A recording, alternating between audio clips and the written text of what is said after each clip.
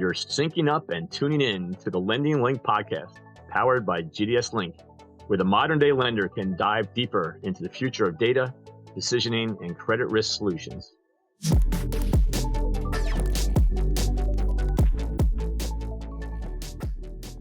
Welcome to the show, everyone. I am your host, Rich Alterman, and on this episode of the Lending Link, we're sitting down with Don Chapman, Head of Strategic Partnerships at Powerlytics, which provides comprehensive, granular, and consistent consumer and business financial data underpinned by multiple data sources.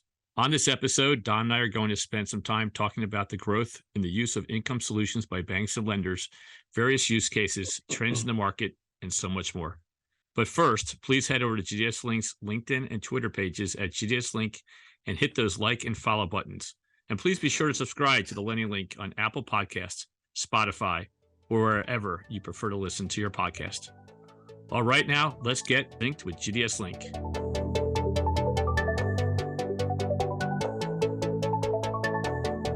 Good afternoon, Don, and welcome. Rich, it's great to be here. Good to see you. Good to see you too. Where are you joining us from today?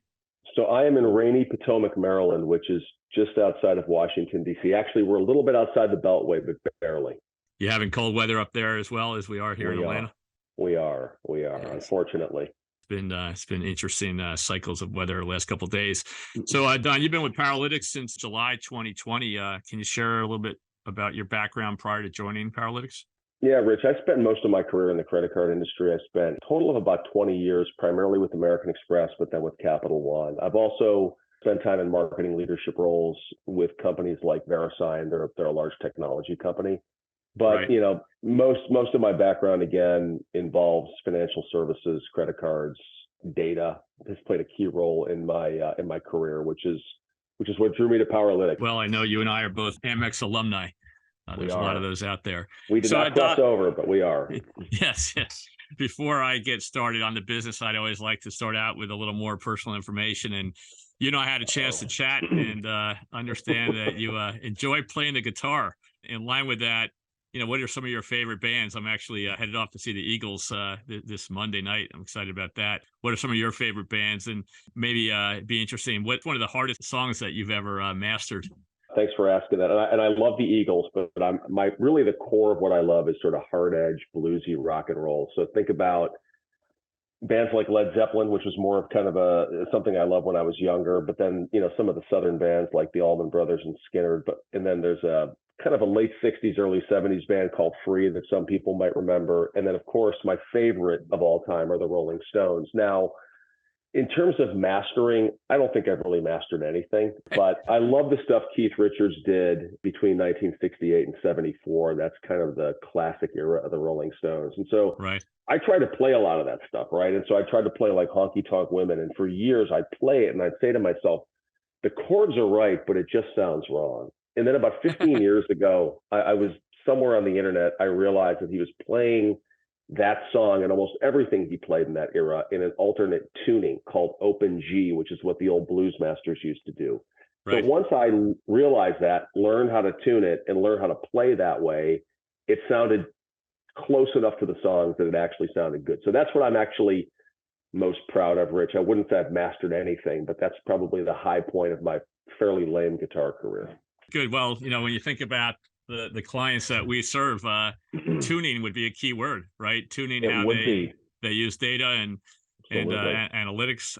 Let's get down to business. So, you know, entities in the consumer and business lending space, as we both know, rely on data from a multitude of third-party sources to make informed credit decisions. Understanding consumers' income for a business, their revenue with a high degree of certainty is really important as we think about that consumer or business's ability to repay their loans, right? And we see income solutions employed across a variety of different use cases on the marketing side, targeting to pre-screen prospects who you want to do business with, stated income prior to approving an applicant for a loan, and of course, credit line increases. When we look at income solutions, certainly at GDS, you know, where we connect to almost 100 third-party data bureaus in the U.S. and about 200 globally, one of the areas of growth we've really seen has been in income verification solutions. The first one out there really being Equifax's The Work Number. Recently, TransUnion and Experian have both rolled out their solutions. And Then you have permission-based solutions, permissioning obviously being a key thing going on today. We think about Argyle and Pinwheel. And then you have modeled solutions like TransUnion's Credit Vision, Income Estimator. So when we think about Powerlytics, can you kind of share how it fits into the ecosystem of income and revenue verification? And, how do you differ from the other providers? And maybe you can share where you might source some of your information. I'll start with your last question first, Rich, is that our data is all sourced from essentially government data sources, primarily IRS. And as we go through it, we'll talk about the business data, I think, a little bit as well, and I'll talk about some of the different sources there. But the income data is all from IRS tax filings. Now, what I'll do is I'll give a quick overview on Powerlytics and what we do, and then I'll drill into the income solution. Terrific. So Powerlytics has built a database of the IRS tax returns of all 150 million U.S. households and about 33 million for-profit businesses. Think of us as a very comprehensive, accurate, and granular view into any household or any U.S. business. Like GDS Link, we do a lot of work across financial services, but we do most of our works with banks, lenders, credit unions, and they have found the data to be very predictive in driving both marketing and risk outcomes.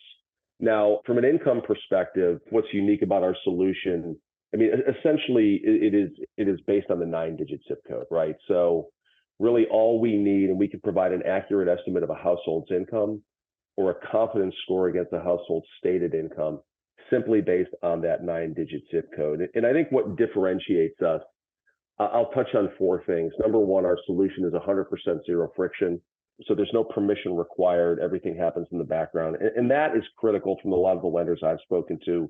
Friction adds cost to the process. And it actually, I think, can push away some of the better credits who don't want to take the time or go through the hassle to give permission or provide any, provide what they would need to get that permission.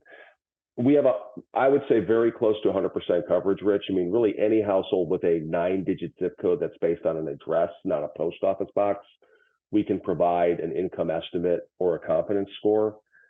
Some of the income solutions are based just on payroll data and W-2. We have both the W-2 as well as things like wealth income, retirement income, Schedule C income. And you mentioned modeled. We are not a modeled solution. We are based on actual tax data. And in our discussions with the regulators, they seem to like that better.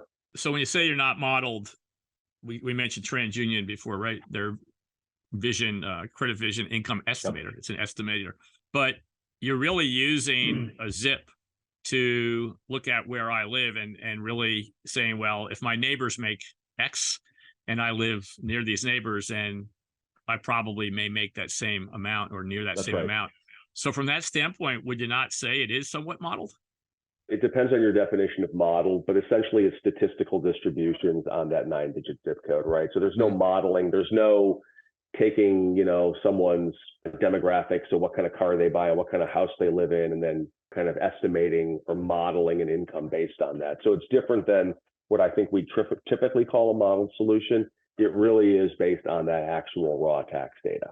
Now you say your solution is based on a 9-digit zip, and it's funny. I was thinking the last time I keyed in my 9-digit zip, I don't think I ever have. I have it right here. I have it right here on a bill. Certainly from a marketing perspective, it's something you've been around for a long time. What is the difference between, really help people understand the difference between the 9-digit zip and the regular zip code that most of us, we all know our 5-digit zip, and I suspect most people would have to struggle to remember what their 9-digit zip is.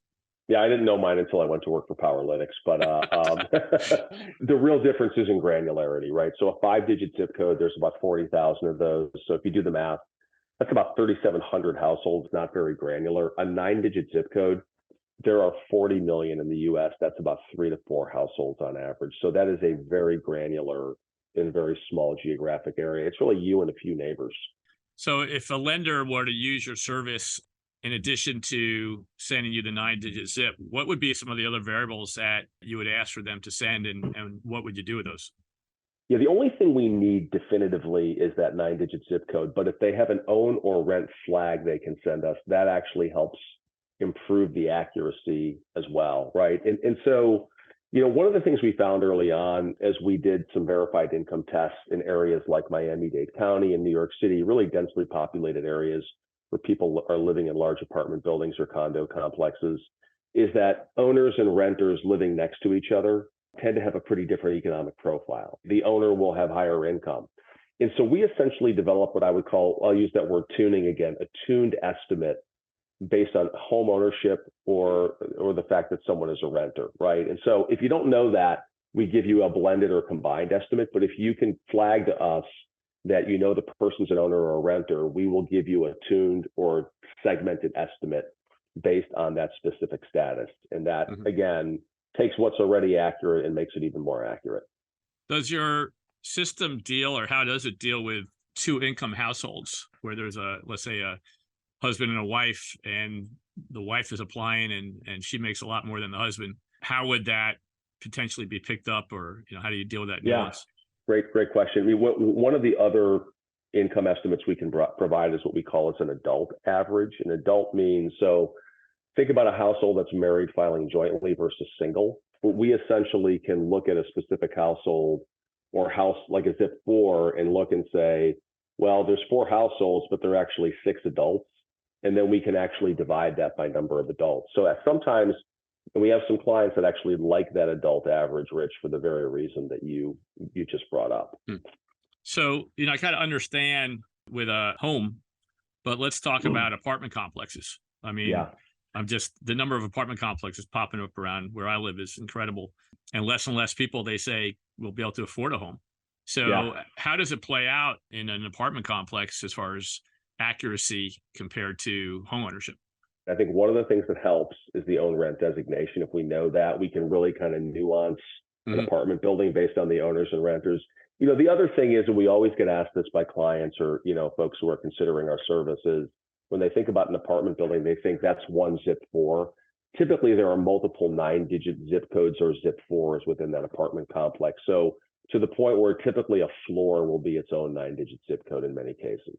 And so that helps kind of get that granularity even a bit deeper. So if a client, I assume some of your clients will send you stated income as part of the data points.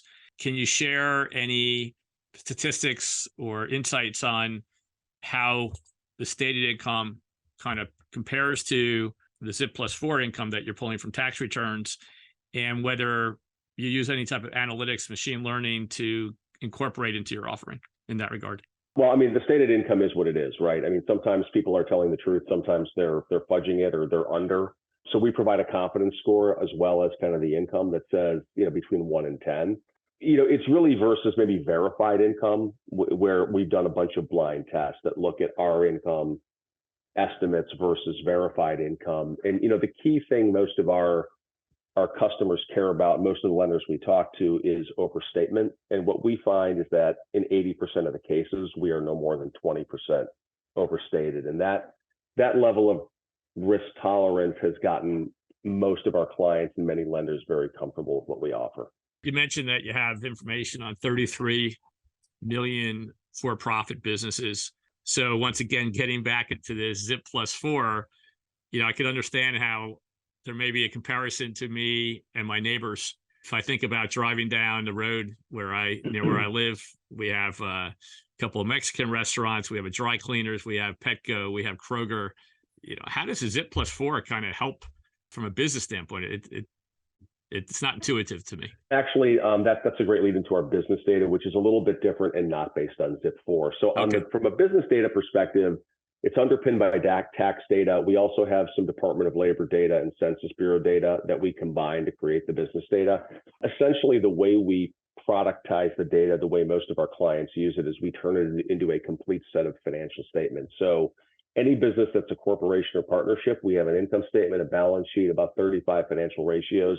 Sole proprietors, we only have the income statement. They don't have to file a balance sheet with the IRS in a smaller set of ratios. Now, to your question about ZIP-4, our match keys are a bit different on the business side. It starts with 5-digit zip code. 9-digit zip code is just too granular for businesses. Right. I mean, there's not going to be businesses in most 9-digit zip codes, right? Then we use the NAICS classification system from an industry perspective. We can also take an SIC and crosswalk that to NAICS. We use size as a third sort of match key, either revenue or number of employees. And then the fourth would be legal form. Is it a corporation, partnership, or sole proprietor? So if you wanted to take that Mexican restaurant and get an estimate of their revenue, typically, and you were a lender, what you would send us is the zip code. You would send us, they're a quick service restaurant, so you'd send us that NAICS code. And then if you knew how many employees they had, you'd send that to us as well. Based on that, we could give you an accurate estimate of their revenue. Now, from an application standpoint, on the consumer side, we were kind of laughing a little earlier about knowing your 9-digit zip. Yes. I suspect, and well, I know from our business that a large percent of consumers do not enter their 9-digit zip, right? Because once again, it's not top of mind. Right. Maybe a plug for some companies, but are there any companies that you guys work with that have the ability to, append that 9-digit zip as part of the overall process flow? There are two that we've worked with and our clients have worked with. One is a company called Service Objects. The other is a company called Smarty. They used to be called Smarty Streets. Essentially, they're both very low cost. They both are very good services. You call their API, you send them an address, and they pretty instantly send you back that 9-digit zip code. So it's a really easy process. Now, do you guys support the ability to do retros studies? We do. Absolutely. We do those all the time. And how far back can you go? Well, we actually have data going all the way back to 2004. I mean, and not too many of those retros do folks ask to go back that far. It might be, they might have records to like 2016 they have us look at. But yeah, we're constantly doing retro analysis. So we're talking about going back. What about going forward? How current is the data? So tax data is filed annually, right? I mean, I guess thankfully it's filed annually, or else none of us would be very happy. We update the data quarterly, right, as tax returns flow in. And so, the most recent year we have right now is 2021. We'll have 2022 data fairly early in 2023. Okay, so 2021 data, we're sitting in a time of large inflationary pressures, layoffs. Yeah. So would it be fair to have any concerns about the predictability at this point, or any insights on that? I guess what I would say is no data solution is perfect, right? Mm-hmm. But, we got these questions all the time. I mean, I joined in the middle of the pandemic, right? And that there's never probably been a greater economic whipsaw from great economy to terrible economy to really good economy again in the course of, I don't know, what was it, like 9 months? And the stock market going crazy, people losing their jobs, then getting money from the government. We talked to a lot of our clients during that time, and they really didn't see any impact on the accuracy of our data or the efficacy of, the income solution during that time. So, I think a lot of our clients got more comfortable with the data during that time, which was, after a number of fairly smooth years, a real kind of rocky period. So we mentioned at the beginning the different use cases, application processing, credit limit increase programs. Yep. So let's kind of, break those down. Let's kind of start with credit limit increases. And like me, I'm sure a lot of people on the audience today are aware that when they visited their bank, online banking, or their credit card, a thing pops up and says, what's your current income? Are you willing to give us the updated income? Let's talk about where that came from and how that may be being used and how your platform kind of plays into that same space. Yeah, and so having spent a number of years in the card industry, being able to give a competitive line and increase those credit lines is a great way to increase profitable balances. The average American has 3 to 5 cards in their wallet, so you've got to have a competitive line, or your card's going to fall out of the wallet. So proactive credit line increases have always been part of what card issuers do. The Card Act actually changed the game a little bit there. I think that was in 2009. Now you've got to be able to understand someone's ability to pay before you can do a credit line increase. And part of understanding that is getting their income. Now, when they apply for a credit card, they give income, right? So for the first 12 months, you're good. But after that, the regulators have said, we want a refreshed income on that individual after 12 months. That's why you get that pop-up, Rich, or you'll call customer service, they'll ask the same question. That kind of works, but I can tell you, at least from my experience, that has a pretty low response rate. People just are kind of inert. They don't respond to things like that. They're too busy. And so our data can be used as a replacement for stated income in making that ability to pay calculation. We have a very large credit card issuer who's been using it for that purpose very successfully for a couple of years. Have you met with any of the regulators to kind of validate that your data is acceptable? Yeah. Some of our leadership did meet with the OCC. They went through the data solution in detail and walked away with clear usage guidance on how the data could be used. And so really the key use cases are the credit line increases you talked through, top of funnel targeting pre-screen type use cases. And then in loan decisioning, one thing I didn't say is we are non-FCRA, right? So we can be used to get to yes with less friction. We cannot be used to decline someone for a loan. We cannot be, be used for an adverse action. But those are the three use cases. And generally speaking, unsecured loans, credit cards, auto loans, those types of things are acceptable loan types where our data, where the OCC has gotten comfortable with our data. One of the opportunities I've seen with our customers using data like yours, as you mentioned, is kind of like building a comparison between the stated income and your true income product. And if it's greater than X% spread, then you want to start introducing some other variables or tools like the work number, and maybe combine that with a Vantage score and say, hey, if it's a really high Vantage score and the income spread is X, I'm going to do one thing. But if it's a low FICO score and the income is spread the same. So there was a report recently put out by Lending Club that talks about the number of people that, are living paycheck to paycheck, and not only low income earners, but even high income earners are feeling the strain. They said that I think of those earning more than six figures, 45% reported living paycheck to paycheck, which is incredible to think about. With all the income data Powerlytics has, are there any interesting trends that you'd like to share with the audience today? Yeah, Rich, one area that I was curious about was how different geographic areas fared economically through the pandemic. So what I did was I dug into our data. I looked at income growth between 2019 and 2021, and I specifically looked at which MSAs had the highest and lowest income growth during those years, which kind of the pandemic fell right in the middle of. And the top 5 markets in order in terms of highest income growth were Nashville, San Jose, Pittsburgh, Raleigh, and Cleveland. Then I did a little research to try and understand why some of those markets might have seen that income growth. And, with Nashville, which had over the 2 years, not per year, but over the 2 years, growth of over 5.9%. I found a couple of things. Number one, this is a market that has just been growing very rapidly and seen a really vibrant economy. Between 2010 and 2020, Nashville far outstripped the U.S. in terms of population growth, GDP growth, and job growth. And I've got to believe there's a strong correlation between that kind of dynamic growth and just general income growth. There's probably a pretty general strong income growth trend there. And then in addition to that, Nashville obviously is a huge tourism market, and they certainly got whacked when the pandemic hit from a tourism perspective, but that came back very quickly. It certainly came back, I think, almost fully in 2021. So that was a little bit of what I found about Nashville. When I looked at San Jose and Raleigh, that was actually no surprise to me. Those are huge tech hubs. Tech has boomed over the last couple of years, and that's created job growth, a very tight labor market, which of course has driven up wages. Pittsburgh and Cleveland, that one might be a surprise to some people, that people think of those as probably sort of older, slower growth cities. But actually, Pittsburgh has got a pretty big tech base, and they had a significant growth in tech workers. And then Cleveland actually saw a pretty big growth in tourism. So those are potentially some of the reasons why income may have grown in those markets. At the bottom end, there were 4 markets where income declined. Miami, which saw the biggest decline of about 2.3% over those 2 years. And then also Houston, Las Vegas, and Atlanta declined a little bit. And New York was the 5th from the bottom. That grew slightly.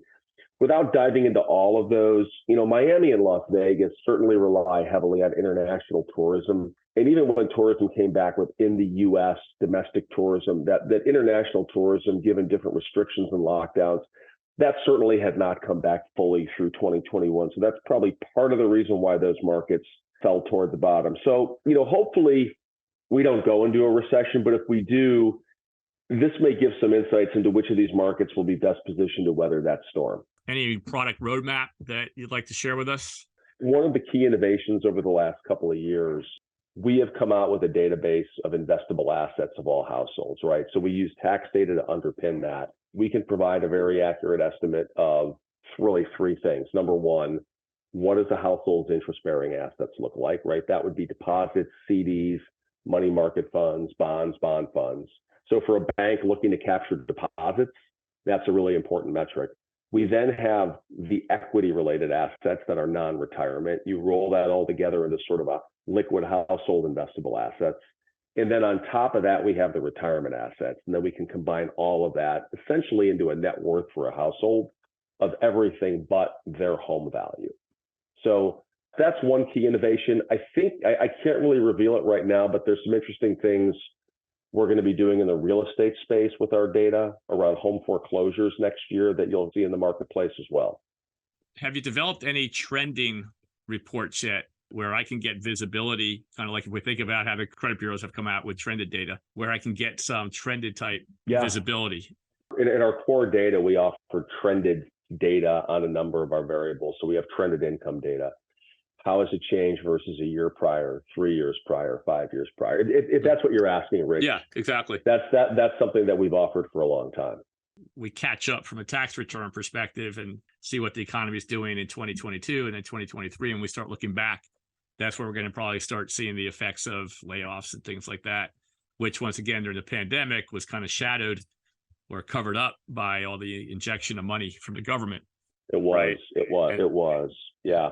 Well, and I think the power of the trended data is people feel and behave based on change, right? So if I make X, if that's lower than it was a year prior, 3 years prior, 5 years prior, I might behave differently than if it's flat, right? Even if it's the same, right? So, I mean, I think that's why we tend to find that to be a very powerful metric. Even when we work with lenders to build a predictive model on who might respond to an offer, who might default on a loan, who might lapse on an insurance policy, that metric we often find to be pops in those models as being very predictive. One more question before we wrap up, and it's kind of been a common one I ask our podcast guest, and it's if you were talking to a rising college senior and giving some career advice based on your background and your experience, where would you try to take them? You know, I would say maintain your relationships and maintain your network, right? I mean, I think I've done a pretty good job of it, but there are people from I won't even say how many years ago, but a long time ago, that I feel like I should have just maintained a better relationship with. And I think there's so much value in that I've got, personally, I have a son who's a senior in college, another who's a sophomore, and I have a daughter who's a senior in high school. I tell them all the time, relationships are so critical. Maintain those relationships. Don't let them slip. It just gives you so much leverage in whatever you're trying to do. Hey, it's fun to have friends as well, right? It's always fun to connect with people. Yeah. At the end of the day, sometimes it's who you know as much as what you know. Absolutely. And not that you're going to help them get a job, but sometimes you can help them get that foot in the door. That's right. We live in a very competitive landscape. This is Rich Alterman, and we've been syncing up with Don Chapman, Head of Strategic Partnerships with Powerlytics. We hope you've enjoyed this podcast and will stay connected with GDS's The Lending Link to listen to future podcasts and catch up on ones you may have missed. Thank you, and make it a great day.